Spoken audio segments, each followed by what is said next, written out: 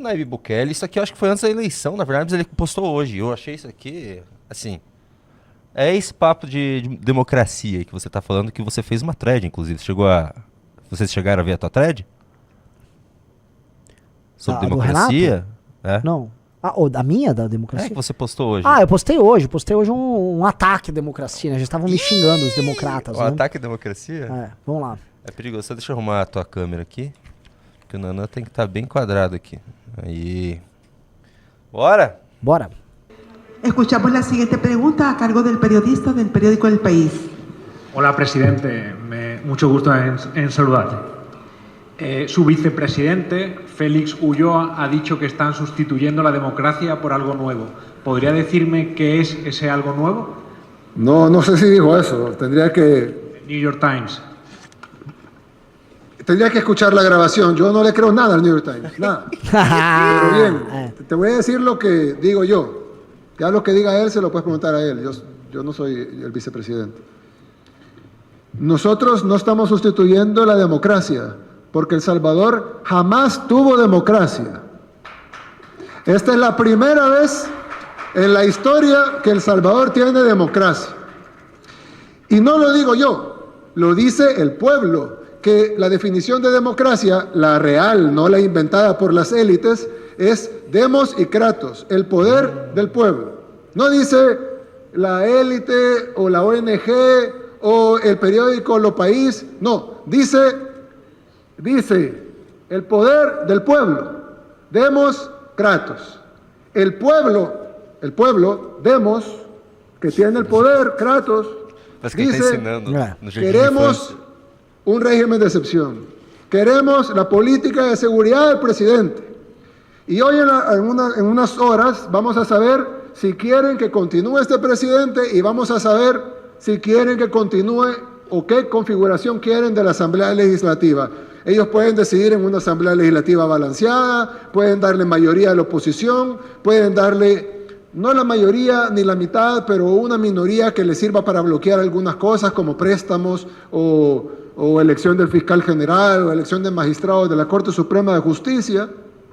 O pueden elegir a un presidente que ya saben cómo trabaja y pueden elegir también a una Asamblea Legislativa con una configuración todavía mayor a la actual, a favor de lo que el gobierno está haciendo. Si el Demos, con su Kratos, dice que eso quiere, eso es democracia.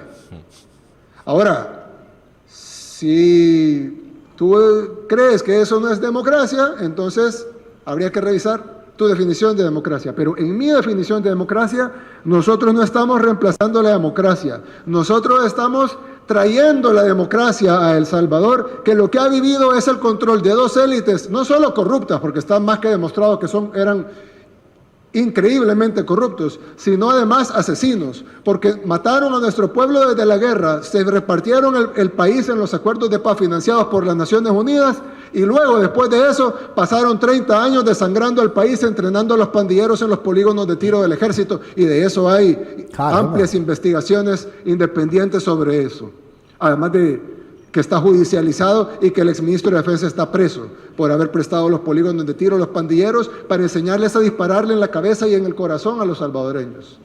Porque no les enseñaba a pegarles en las patas, les enseñaba a pegar en la cabeza y en el corazón.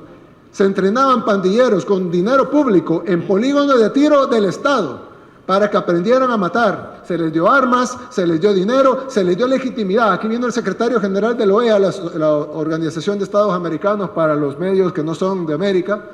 Vino el secretario general de la OEA a abrazarse con los pandilleros, a decirles que ellos tenían que tener legitimidad y a darles la posibilidad de convertirse en partido político. Assim, que você quer continuar vendo? Eu acho que não. Acho não que tá bom, essa já tem o principal. Já tem. Eu vou falar aqui, tá? A definição, eu não concordo com a definição do Bukele do que é democracia, tá? A definição dele é uma definição muito pura do conceito de democracia como expressão do poder popular. Eu não acredito nisso, e se você falar que, Renan, você acha, vamos dizer, virtuoso viver num regime puramente democrático, eu vou falar que não é, e em nenhum lugar nenhum é virtuoso viver num regime puramente democrático. A ideia de Vox Populi, Vox Dei é uma mentira. E nenhuma das democracias modernas que se iniciaram ali com a Constituição norte-americana, inspirado no ideário iluminista, nenhuma delas segue esse conceito. Elas são, antes de tudo, repúblicas. E aí não vamos pro grego, vamos pro latim. República, a ideia de res pública, coisa pública, interesse público. E a ideia de uma república baseada numa carta, uma constituição de princípios e valores que fica plasmada e que é a regra geral baseada nos valores desse povo e em princípios e valores e direitos também, por vezes inalienáveis. E com esta carta, você administra o país e os interesses destas pessoas da melhor maneira possível. E aí você pode ter eleições, o que confere um caráter democrático a essa república, que permite que pessoas ocupem posições de poder para executar aquilo que está previsto nessa carta, tendo como premissa o interesse público, da coisa pública, a res pública, entendeu? Eu sou um republicano antes de ser um democrata, tá? Eu sou um republicano antes de... E eu acho que os regimes republicanos que tiveram o sufrágio, que é o elemento democrático, como premissa para alternância de poder, funcionaram por um tempo. O problema é que eles foram infiltrados, tá? Por gente que não tem interesse verdadeiramente público, por gente que não concorda com os valores e os princípios de determinado povo, a.k.a. a esquerda, via de regra, e por burocracias que não necessariamente são de esquerda. No Brasil, o problema da burocracia e o problema dos donos dos espaços de poder, o patrimonialismo, é antigo, tá? E precede a esquerda. Esse problema tá no Brasil colônia, tá no Brasil império, tá no Brasil da República Velha. Esse problema tá aí desde sempre. E esses caras não eram marxistas.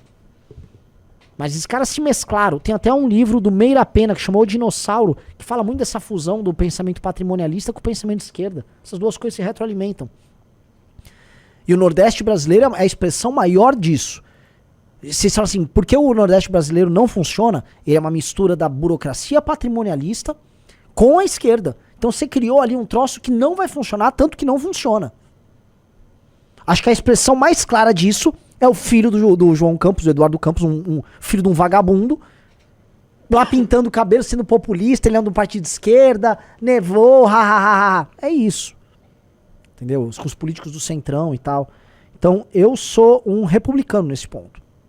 Então, eu não concordo. Eu acho que o discurso do Bukele é um discurso retórico que ele está utilizando ali para enfrentar pessoas que se colocam como defensores de democracia, eles próprios sendo defensores deturpados da democracia. Esse era o ponto que eu ia te trazer, porque essa pergunta que fizeram para ele é o tipo de pergunta que Trump recebe muito. Não essa pergunta, eu digo o modo de perguntar. A Folha fazia pro Bolsonaro, é o que pergunta pro Milei, a forma como ele responde, cara. Ele já se coloca como ele responde muito bem e já se colocando como um antissistema e já apontando o dedo na cara das elites. Vamos lá, vamos ser claros aqui. É um discurso do ponto de vista retórico redondíssimo. Uhum. Eu só estou falando que a gente tem que ser conceitualmente correto, porque eu não estou aqui fazendo um discurso para as massas, eu estou fazendo uma live de um grupo político que está formando um partido político e que a gente tem que ser preciso nas definições para entender o que a gente pensa e o que a gente quer fazer. Eu acho também que ele é um republicano, tá? Só que o Bukele é inteligente o suficiente para esse discurso dele, ele colocar de joelhos o adversário dele. Entendeu? De joelhos Deixou. O cara do New York Times. Por que acontece? Do país. Esses caras, esses jornalistas, eles têm uma definição específica do que é democracia. O que é democracia para eles? Eles consideram que um determinado conjunto de agentes, tá, políticos, que tem, vamos dizer, o direito, ele tem uma procuração para defender o interesse do povo, ou seja, os partidários do populus, do povo. Estes caras defendem o interesse público, portanto, estes caras são a democracia. Você entende? Você não precisa nem sequer ter votação para esses caras. Porque como eles estão permanentemente defendendo o interesse do povo, porque eles são parte de uma espécie de uma vanguarda que defende o interesse do proletariado, do lumpesinato, ali, né, um dos excluídos e tal. Então, tudo que eles fazem é democrático. Porque eles defendem o interesse desses seres. Ah, mas e quando eles não são maioria? Continuam democráticos. Eles podem defender posições que são minoritárias, porque como eles defendem o interesse daquilo que eles chamam de povo, mesmo o povo discordando deles, eles estão no lugar certo. Então isso é democracia. E toda vez que você vai contra eles, o que você é? Autoritário, antidemocrático e fascista. Entendeu o ponto? Esse é o ponto pra você entender. Então o jornalismo, ele acha que democracia é um regime em que as pessoas deles estão exercendo poder. Ponto. Ponto. E aí isso ainda fica um pouco mais sofisticado, porque como eles fizeram uma captura dos espaços de poder em todas as democracias, ou seja, o judiciário é deles, a academia é deles, o jornalismo é deles, as burocracias são deles. Portanto, tudo que venha do poder estabelecido por gente não eleita é democrático. Então, tudo que um burocrata pode decidir algo na pandemia ou depois da pandemia, tipo assim, ó, você tem que usar pra sempre máscara, em nome da democracia. Mas esse burocrata não foi eleito? Ah, não, mas foi uma política feita na nossa universidade. Mas quem deu o direito de vocês? Ah, na nossa universidade, que trabalha com o conhecimento validado. E nós estamos fazendo isso porque nós defendemos o seu interesse. Logo, obedeça e cale a boca. Se você não gostar, você vai preso. Porque é assim que funciona numa democracia. É isso, porra. Esse é o jogo, tá? Então, a figura do Bukele, a figura do Milei, também ocupa esse papel, a figura de todo populista é arregimentar parcelas do povo, se colocar como líder disso e fazer um enfrentamento a essa burocracia, que é autoritária e essencialmente antidemocrática. Ó, acho que isso tá certo. Aí vamos fazer, a gente vai falar aqui de história, né? Tô chato, ô Junito? Não, eu só tô um pouco... Caramba! tá animado hoje. Que Mas tá bom ou tá ruim? Ah, ótimo, tá maravilhoso. Então Pode digite continuar. 1, galera, vocês estão gostando, digite 2, fala, ai, tá chato. Porque eu não tô entrou um gostando. clube. Eu tô fazendo, pô, tá mó legal. Não entrou um clube, a galera que entra no clube vai ganhar valete nova. Fico até deprê. Eu vi que tem bastante bolsonarista no chat, eles estão curiosos pra saber se a gente vai aderir à manifestação. Vocês já falaram da manifestação? Não, né? Falei um pouco no começo, a gente pode voltar. A gente vai voltar porque tem os vídeos, você colocou a chamada, tudo? Uhum. Ah, vocês já falaram? Isso aí tem... Já. Ô, Renan, tem que deixar pro final isso. Isso aí é o ponto principal da live, pô. Não, a gente faz de novo, pô. Tá bom, então. A gente volta no assunto. O que eu ia falar? Olha só, eu falei que eu sou um republicano e eu tenho uma ideia. Qual é a minha ideia? Os melhores momentos de um povo, ou dos grandes povos do Ocidente, eles se deram em regimes mais ou menos republicanos. Posso falar a República Romana, que foi essencialmente uma república, e ela foi, vamos dizer, o grande momento dela foi durante a guerra contra Cartago. Os melhores homens de Roma, Catão, você vai lembrar, são todos homens dessa época, e ela passa por uma degeneração até surgir o Império. A degeneração surge de uma crise faccional. A crise meio que surge, existem muitas explicações na crise, mas uma das explicações melhores é ela surge por conta de uma espécie de um êxodo rural dos pequenos proprietários de terra que vão para as cidades, eles criam uma pressão, surgem os demagogos para representar eles, surgem facções que defendem os interesses deles, o interesse maior é por terra, tem os irmãos Graco, você vai tendo conflitos ligados à terra, conflitos fundiários em Roma, você tem uma guerra civil em Roma, e a guerra civil torna Roma, vamos dizer, tão impossível de ser gerida, que você tem que terminar a guerra faccional, que foi o que o César fez, mas matam ele no Senado, e aí assume Otávio Augusto como o primeiro imperador romano, dando fim à guerra faccional, e aí ele impõe a Pax Romana, e Roma dura mais uns 4 séculos, certo? Todo mundo conhece essa história. Na Grécia, você teve aquele pequeno período da democracia romana que era, em certo momento, também um regime quase republicano. E são esses homens desse período que enfrentam os persas. E a democracia, isso foi romana? A democracia ateniense, né? A democracia ateniense, antes de tudo, ela foi um regime que, por um pequeno período de tempo, foi um regime sensacional, um regime que teve grandes homens, foi um regime que conseguiu uma mobilização sensacional para fugir dos persas. Eles abandonaram a própria cidade, os persas botaram fogo na cidade.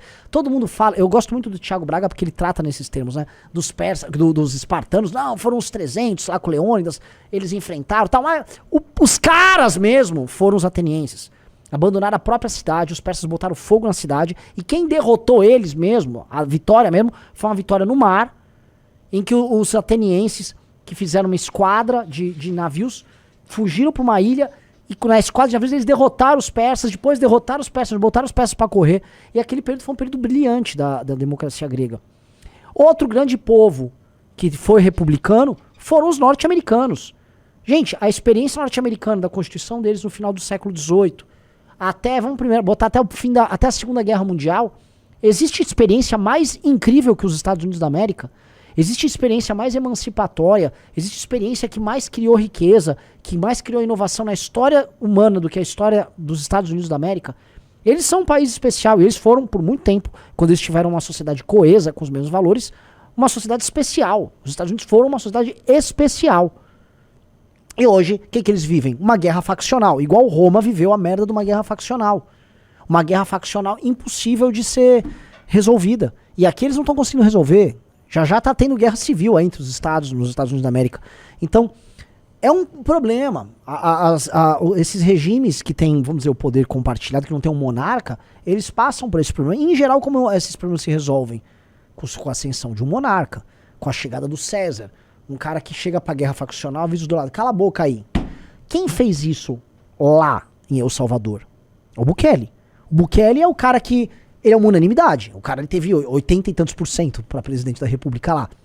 Ele fez praticamente o congresso inteiro e as pessoas votaram pra viver um regime de exceção. As pessoas estão falando, tenha plenos poderes pra matar bandido. Seja nosso imperador. E ele é um imperador eleito com a vontade do povo. Ele é um dictator eleito pelo povo? É mais do que um dictator, ele já é um imperator. É, um imperator. Ele já passou desse ponto. Que o dictator é um cargo outorgado pelo Senado em Roma. As elites outorgaram essa posição. Né? O dictator é pelas elites. Né? Ele é um, vamos dizer, ele é um cara que o povo quis que ele ocupasse essa posição. Tá? Então é legal contar essas histórias, porque quando a gente olha, tudo que a gente vive hoje está inserido num contexto histórico, sabe, que outros povos já passaram. Nada do que a gente vive em grande medida é novidade. Isso já aconteceu com outros grandes povos no passado, e a gente pode pegar as experiências deles e entender tudo o que rolou. Tá? É legal falar dessas definições do república, democracia, pra gente entender o nosso problema. Olha o nosso problema, que merda. A gente citou Roma, a gente citou a Grécia, a gente citou Estados Unidos. Povos que passaram por um período republicano, com algum grau de participação popular em seus regimes, os Estados Unidos mais, obviamente.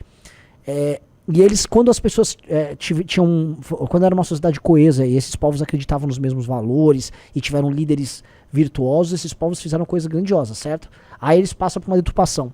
Como é que fica o caso brasileiro, que ele nunca teve um período bom? O Brasil nunca teve um período bom. Na época do Império não era bom. Eu acho que existe uma idealização que fazem com o Dom Pedro II. Tem uma idealização. Eu acho Dom Pedro I. Dom Pedro I era muito mais pica. Nossa, muito mais pica. Dom Pedro II é um cara que não modernizou o Brasil como precisava modernizar. Ele era woke, eu acho. Seria o woke do... Não, claro, devido às proporções de época. Porque o Pedro I, pô, foi rei aqui, foi rei lá, ganhou guerra, ganhou cerco. Mano, ele foi lá e tomou a coroa de Portugal, pegou tropas lá da Inglaterra. O cara era foda. Ele era um pica. Pedro II, ele falava várias línguas, andava com essa... Ele ficava ali, era meio com um bom vivan, e deixou o Brasil escorrer pelos dedos dele, uns vagabundos darem um golpe nele. Há uma história de que ele poderia reaver a coroa ali, porque a Marinha tava do lado dele, e a Marinha falou, não, vamos bombardear esses caras aí, vamos recuperar. Ele não tinha, né? Então, assim, há uma idealização na direita ali também com o período do Império, né? O Brasil foi um dos países no Império que nem se industrializou, meio que era contra a chegada dos imigrantes. O Brasil tinha que ter, não é que assim, ele tinha que abrir a porteira pro imigrante. O Brasil tinha que buscar incessantemente imigrantes. O João Araújo falou que o Dom Pedro I era mais foda. Foda que traía a mulher.